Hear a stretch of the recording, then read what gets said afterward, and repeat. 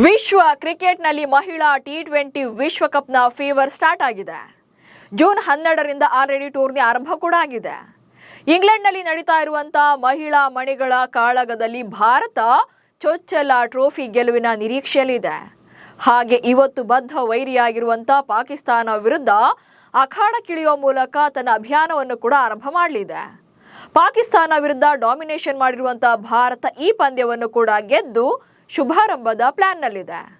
ಹರ್ಮನ್ ಪ್ರೀತ್ ಕೌರ್ ಕ್ಯಾಪ್ಟನ್ಸಿಯಲ್ಲಿ ಭಾರತಕ್ಕೆ ಈ ಪಂದ್ಯ ಹಾಗೆ ಈ ಟೂರ್ನಿ ಎಷ್ಟು ಮುಖ್ಯ ಹಾಗೆ ಹೇಗಿದೆ ಜರ್ನಿ ಅನ್ನೋದನ್ನ ಈ ವಿಡಿಯೋದಲ್ಲಿ ಹೇಳ್ತೇನೆ. ನಾನು ಶಾಂತ.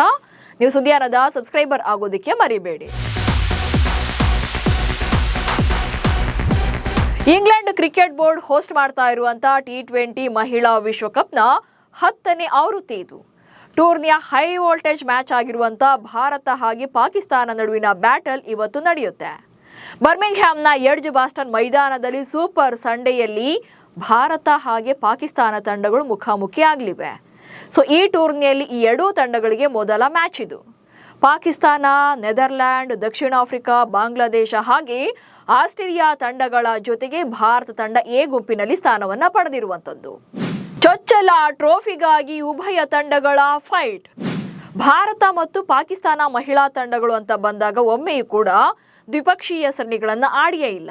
ಆದರೆ Asia cup, Asian games, ICC ವಿಶ್ವಕಪ್ಗಳಲ್ಲಿ ಮಾತ್ರವೇ ಮುಖಾಮುಖಿ ಆಗ್ತಾ ಇರುವಂಥದ್ದು. ಸೊ ಇಲ್ಲಿಯವರೆಗೆ ಈ ಎರಡೂ ತಂಡಗಳು ಒಟ್ಟಾರೆಯಾಗಿ 16 ಪಂದ್ಯಗಳನ್ನು ಆಡಿದ್ದು ಇವುಗಳಲ್ಲಿ ಭಾರತ 13 ಪಂದ್ಯಗಳನ್ನು ಗೆದ್ದಿದೆ. ಪಾಕಿಸ್ತಾನ 3 ಪಂದ್ಯಗಳನ್ನು ಮಾತ್ರ ಗೆಲ್ಲೋಕೆ ಸಾಧ್ಯವಾಗಿದೆ.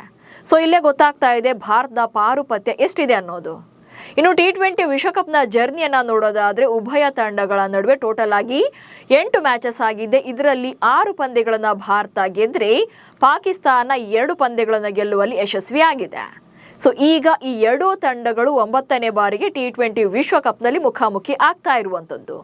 ಇನ್ನು ಕೊನೆಯ ಬಾರಿಗೆ ಎರಡೂ ತಂಡಗಳು 2024ರ ಟಿ20 ವಿಶ್ವಕಪ್ನಲ್ಲಿ ಮುಖಾಮುಖಿ ಆಗಿದ್ವು. ಆ ಮ್ಯಾಚಲ್ಲಿ ಭಾರತ ಪಾಕಿಸ್ತಾನ ತಂಡವನ್ನು 6 ವಿಕೆಟ್ಗಳಿಂದ ಸೋಲಿಸಿತ್ತು. ಹೀಗಾಗಿ ಈ ಪಂದ್ಯವನ್ನು ಕೂಡ ಭಾರತವೇ ಗೆಲ್ಲುವಂತ ಫೇವರೆಟ್ ಟೀಮ್ ಆಗಿದೆ. ಇನ್ನು ಟಿ20 ವಿಶ್ವಕಪ್ನ ಇತಿಹಾಸವನ್ನ ಕೆದಕಿದ್ರೆ ಎರಡೂ ತಂಡಗಳು ಕೂಡ ಇಲ್ಲಿಯವರೆಗೆ ಒಮ್ಮೆಯೂ ಚಾಂಪಿಯನ್ ಪಟ್ಟಕ್ಕೇರಿಲ್ಲ.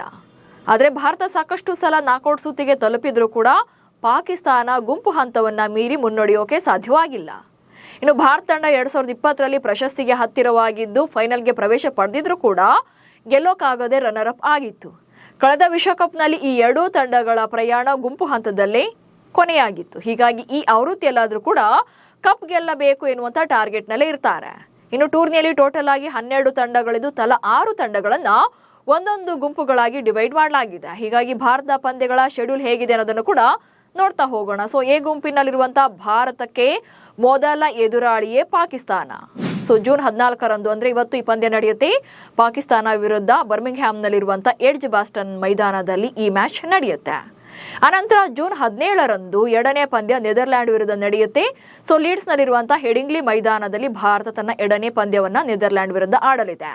ಇನ್ನು ಜೂನ್ 21ರಂದು ಭಾರತ 3ನೇ ಪಂದ್ಯವನ್ನ ಇಲ್ಲಿ ದಕ್ಷಿಣ ಆಫ್ರಿಕಾ ವಿರುದ್ಧ ಆಡಲಿದೆ. ಮ್ಯಾಂಚೆಸ್ಟರ್ನ ಓಲ್ಡ್ ಟ್ರಾಫರ್ಡ್ ಮೈದಾನದಲ್ಲಿ ಈ ಪಂದ್ಯ ನಡೆಯುತ್ತೆ. ಆನಂತರ ಜೂನ್ 25ರಂದು ಬಾಂಗ್ಲಾದೇಶ ವಿರುದ್ಧ 4ನೇ ಪಂದ್ಯವನ್ನು ಆಡಲಿದೆ ಗ್ರೂಪ್ ಎನಲ್ಲಿ. ಸೊ ಮ್ಯಾಂಚೆಸ್ಟರ್ನಲ್ಲಿರುವಂತಹ ಓಲ್ಡ್ ಟ್ರಾಫರ್ಡ್ ಮೈದಾನದಲ್ಲೇ ಈ ಪಂದ್ಯ ಕೂಡ ನಡೆಯಲಿದೆ. ಅನಂತರ ಜೂನ್ 28ಕ್ಕೆ ಗುಂಪು ಹಂತದ ಕೊನೆಯ ಪಂದ್ಯವನ್ನು ಆಸ್ಟ್ರೇಲಿಯಾ ವಿರುದ್ಧ ಆಡಲಿದೆ ಭಾರತ. ಸೊ ಈ ಪಂದ್ಯ ಲಂಡನ್ನ ಲಾರ್ಡ್ಸ್ ಮೈದಾನದಲ್ಲಿ ನಡೆಯಲಿದೆ. ಒಟ್ನಲ್ಲಿ ಟಿ20 ವಿಶ್ವಕಪ್ನಲ್ಲಿ ಒಮ್ಮೆಯೂ ಕೂಡ ಟ್ರೋಫಿ ಗೆಲ್ಲದಂತ ಭಾರತ ಈ ಸಲ ಕಪ್ ಗೆಲ್ಲಲೇಬೇಕು ಎನ್ನುವಂತ ಗುರಿಯೊಂದಿಗೆ ಕಣಕ್ಕಿಳಿಸಿದ್ದಾರೆ.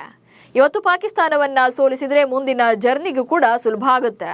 ಸೊ ಇವತ್ತಿನ ಪಂದ್ಯದಲ್ಲಿ ಭಾರತ ಪಾಕಿಸ್ತಾನವನ್ನ ಮಣಿಸುತ್ತಾ ಅನ್ನೋ ಬಗ್ಗೆ ಕಮೆಂಟ್ಸ್ ಮೂಲಕ ತಿಳಿಸಿ. ಹಾಗೆ ಸುದ್ದಿಯನ್ನ ಫಾಲೋ ಮಾಡಿ. ನಮಸ್ಕಾರ.